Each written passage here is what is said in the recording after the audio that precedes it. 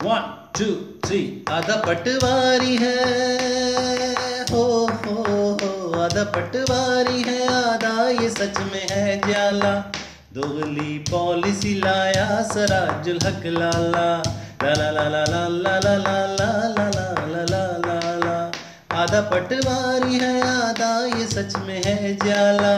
दोगली policy लाया सराजुल हक लाला।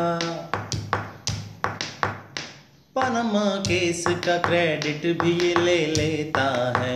सबसे पहले मैं गया कोर्ट यही कहता है। चोर टबर की मुखालिफ है जमात इस्लामी। फिर ये सेनेट में उसे वोट भी दे देता है। पीटीआई वालों के हो पीटीआई वालों के वोटों से ये बनने वाला।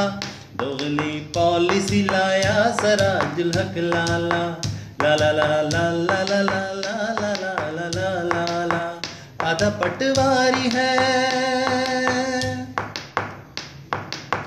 लाला जी कौम को इतना भी न समझो भोला। दोगलेपन पे जरा हाथ रखो तुम होला। दोनों जानिब के ही हलवे पे नजर रखी है। दोनों अतराफ पे दरवाजा है तुमने खोला।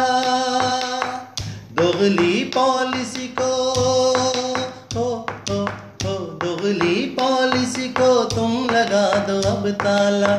दोगली पॉलिसी लाया सराजुल हक लाला। आधा पटवारी है आधा ये सच में है जाला। दोगली पॉलिसी लाया सराजुल हक लाला ला ला ला ला ला ला ला ला ला ला ला ला। आधा पटवारी